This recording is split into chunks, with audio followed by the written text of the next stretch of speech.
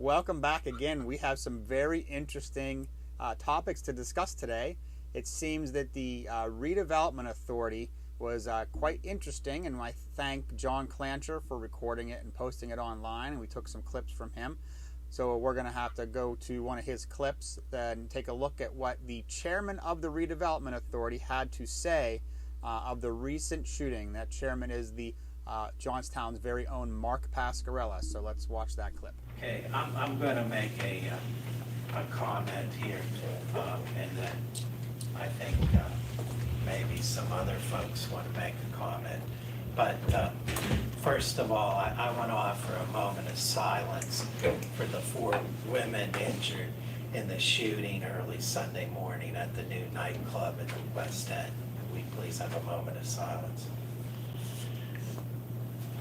The good news is, from what I've heard from the news reports today, all three have been discharged and 1 remains in the hospital, but that could change by the hour.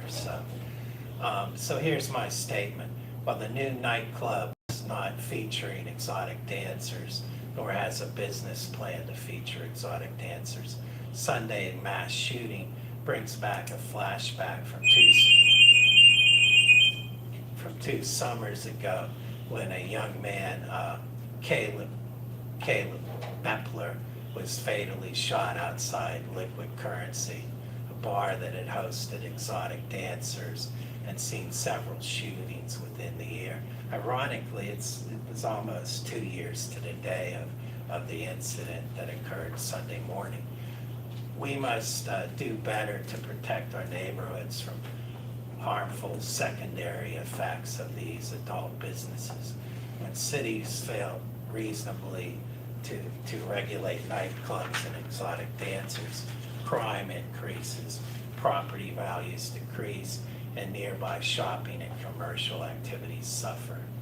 This is why I'm So, at the Redevelopment Authority, Chairman Mark Pascarella decided to talk about violence and crime in the city of Johnstown. And he was referring to an incident happening at a bar that had a dance crew come in. It wasn't that they had exotic dancers in the establishment, but there was a traveling crew that would go from bar to bar throughout the area, and there was a shooting at the bar. This same dance crew went to multiple bars in the city of Johnstown with no incident. It's just this one bar that had an incident. It was Liquid Currency, and there's other issues going on there. It wasn't the dancing that brought the violence to that bar. But I don't think Mark really knows, because Mark thinks that only adult entertainment, like every bar in Johnstown that's adult entertainment, is what brings in crime and violence. I live in Moxham. There's no bar in Moxham, and we have crime and violence, Mark. Sorry to tell you this. I know it might be news to you, but that's how it goes. So let's continue to watch and see, why is Mark Pascarella trying to weave this narrative of strippers and violence together. Let's take appointed and mayoral candidate John DiBartolo, actively promoting Bodies in Motion, a self-described traveling company of exotic dancers based in Portage. At the very same time, DiBartolo is calling for a, quote, repeal of the city's archaic zoning laws that prevent people from having a good time, unquote. Yeah, I'd like to read his quote again. Repeal of the city's archaic zoning laws that prevent people from having a good time.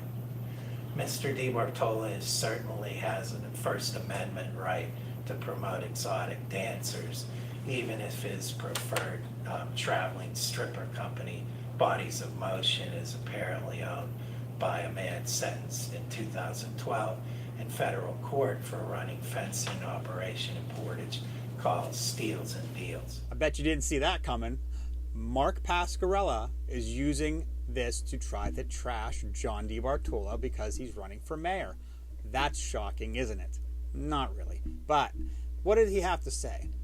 John thinks that the city should be more lax on the adult entertainment laws in the city, because I believe the city's archaic laws actually forbid dancing, kind of like Footloose, where you're actually not allowed to dance. The fella that Mark is talking about, Gary Vaughn, is in Portage. He has his own building, and there's no violence there.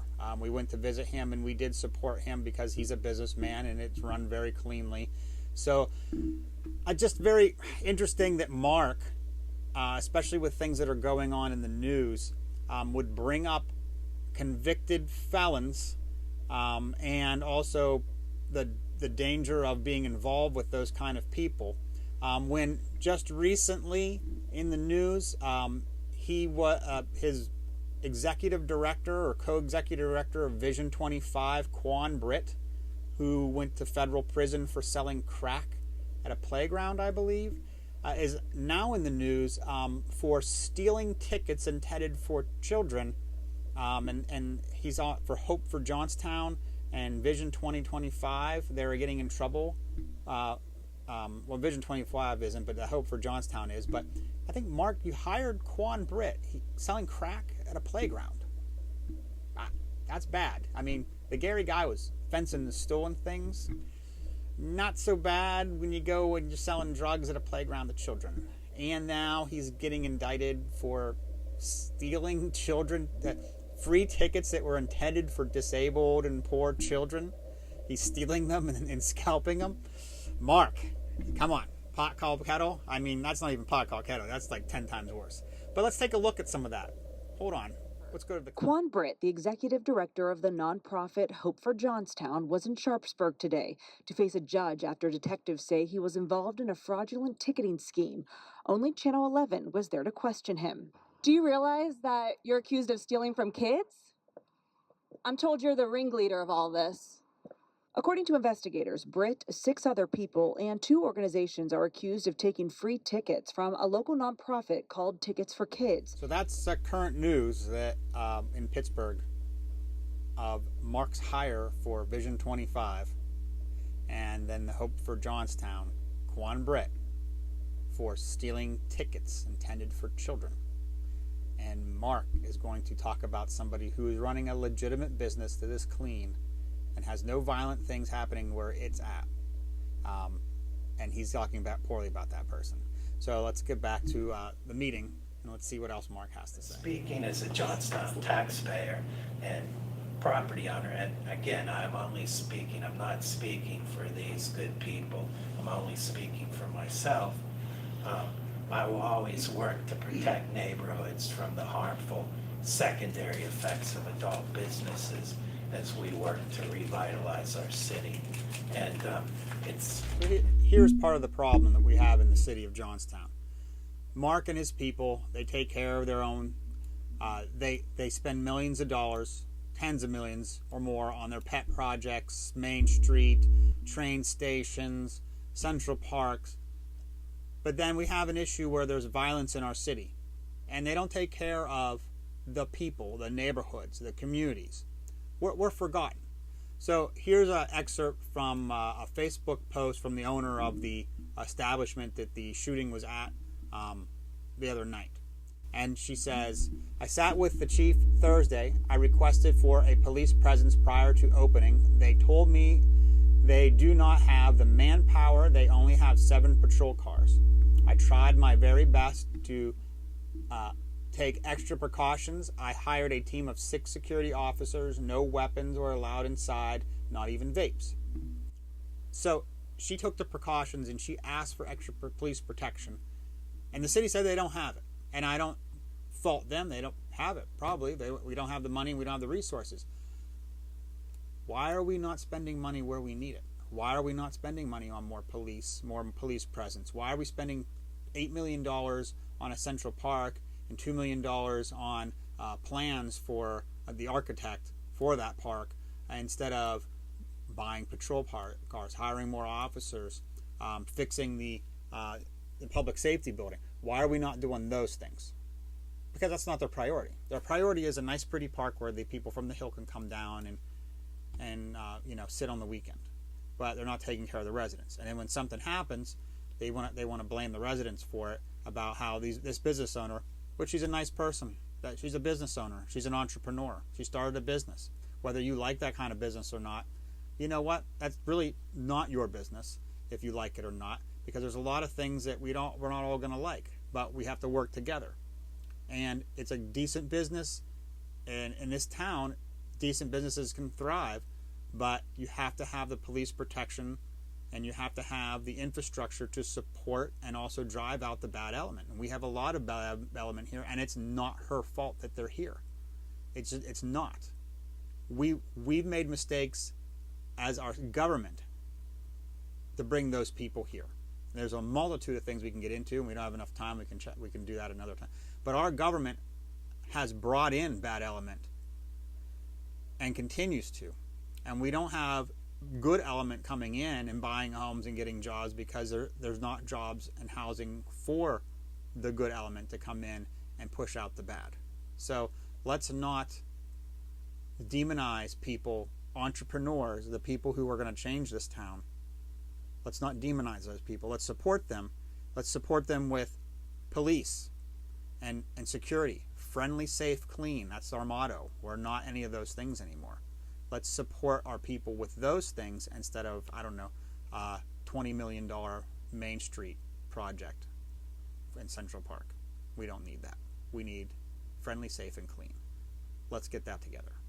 Well, Mark, it's been, 20 years now that you and your people that you've put in place to run the city have been running the city. Even it's been a decade or more. You've been in control. And the city has become dirtier, more violent, and poorer under the control of the people you put in office. So you can talk and you can spin this so that you can make an attack on John and my stance of allowing adult entertainment in the city.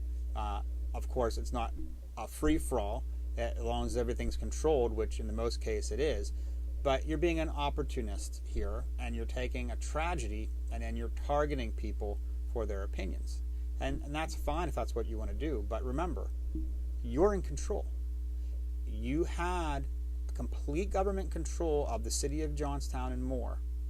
And this has all happened under the watch of the people you've paid to put in office and then put you into that seat.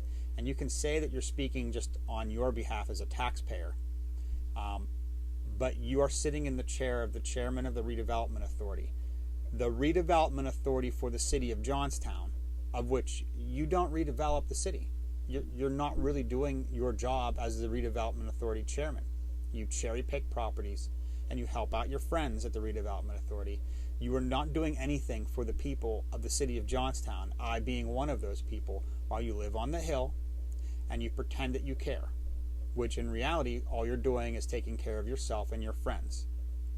So, continue to spin. It's been nice. Till next time.